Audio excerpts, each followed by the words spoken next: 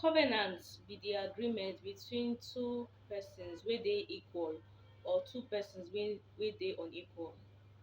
And the covenant between God and man na between two persons wey dey unequal. I wan talk about God's covenant with Abraham. So the covenant with Abraham begin like this. God called Abraham from Haran, where he dey live, at age 75. He called Abraham to leave Haran with his family to the land he was going to show him. So Abraham left Haran in the land of Ur and went to Canaan with Sarai, his wife, his belongings, and with Lot, his nephew. So when he got to Shechem in Canaan, he built an altar to the Lord. Then later, when Abraham was 99, God made covenants with Abraham. And the terms of the covenant went like this.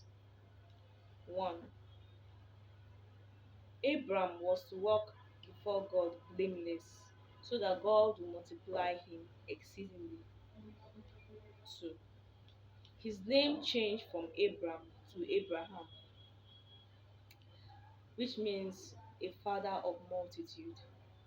3. Nations and kings were to come from Abraham. 4. God promised to establish an everlasting covenant with the descendants of Abraham. 5. Every male was to be circumcised as a sign of the covenant. 6. Sarai's name was changed to Sarah, meaning mother of a multitude of nations. 7. God promised him the birth of his son, Isaac.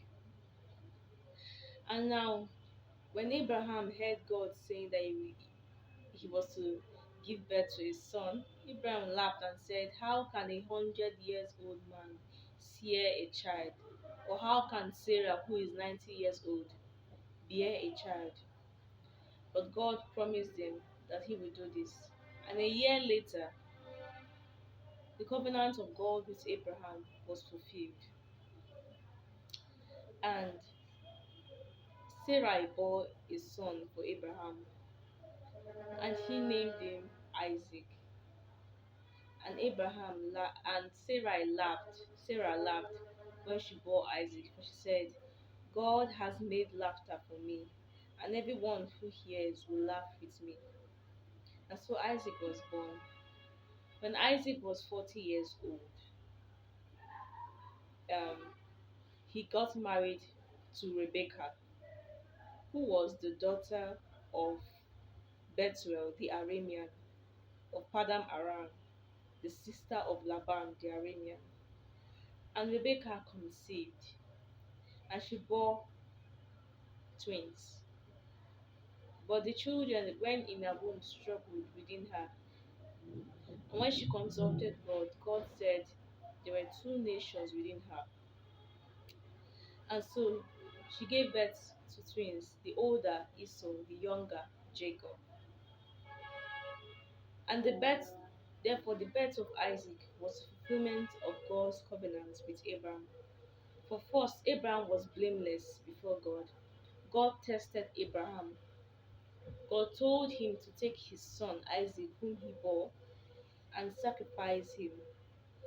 And Abraham did that.